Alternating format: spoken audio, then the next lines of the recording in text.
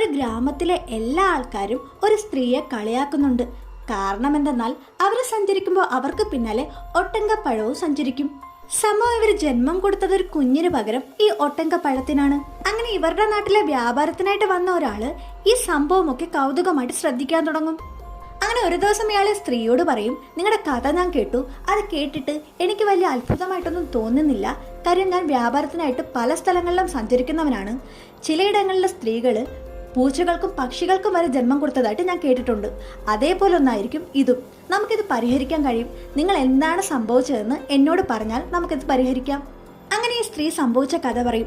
അവര് ജന്മം കൊടുത്തത് ഒരു ഒട്ടങ്കപ്പഴത്തിനാണെന്ന് മനസ്സിലാക്കുന്നതോടെ അവരുടെ ഭർത്താവാണെങ്കിൽ അവരെ ആ വീട്ടിൽ നിന്ന് ഇറക്കി വിടും. ആ സ്ത്രീ പോകുന്നതിന് പിന്നാലെ ആ ഒട്ടങ്കപ്പഴവും സഞ്ചരിക്കാൻ തുടങ്ങും. അതിനെ പേടിച്ച് ഈ സ്ത്രീ വേഗത്തിൽ ഓടാൻ തുടങ്ങും. അങ്ങനെ അവർ വഞ്ചിയിൽ കയറി അക്കരെ എത്തും. പക്ഷെ ഒട്ടങ്കപ്പഴം എവിടെ പോയി എന്ന് ഇവർ അന്വേഷിക്കും. അവർക്ക് പിന്നാലെ ഒട്ടങ്കപ്പഴവും അക്കരെ എത്തും. ഈ കഥയെല്ലാം കേട്ടിട്ട് അയാൾ പറയും, നമുക്കൊരു പരീക്ഷണം നടത്താം. ചിലപ്പോൾ നമ്മളെല്ലാവരും ഉറങ്ങിക്കഴിയുമ്പോൾ ഈ ഒട്ടങ്കപ്പഴത്തിനകത്ത് നിന്നും നിങ്ങളുടെ കുഞ്ഞ് ഇറങ്ങി വരുന്നുണ്ടെങ്കിലോ? കുഞ്ഞു വരുന്നുണ്ടോന്നറിയാൻ വേണ്ടി ഒട്ടങ്കപ്പഴത്തിന് ചുറ്റും അരിപ്പൊടി വിതറും. പക്ഷെ അതിലൊരു ഫലവും ഉണ്ടാകില്ല. തന്നെയുമല്ല, ഒരു ദിവസം പെട്ടെന്ന് ഈ ഒട്ടങ്കപ്പഴം ഈ സ്ത്രീയുടെ അടുത്ത് നിന്നും അപ്രത്യക്ഷമാകും. അത് പോയി കഴിയുമ്പോൾ ആ സ്ത്രീക്കാണെങ്കിൽ അവരുടെ കുഞ്ഞിനെ കാണാതായത് പോലുള്ളൊരു വിഷമമുണ്ടാകും. അങ്ങനെ ഈ ഒട്ടങ്കപ്പഴം ദൂരെ സഞ്ചരിച്ച് മറ്റൊരാളുടെ ആഹാരമാകാൻ വേണ്ടി പോകുമ്പോഴേക്കും ഈ വ്യാപാരി വന്ന് അതിനെ രക്ഷപ്പെടുത്തി ആ സ്ത്രീയുടെ അടുത്തേക്ക് കൊണ്ടുവിടും.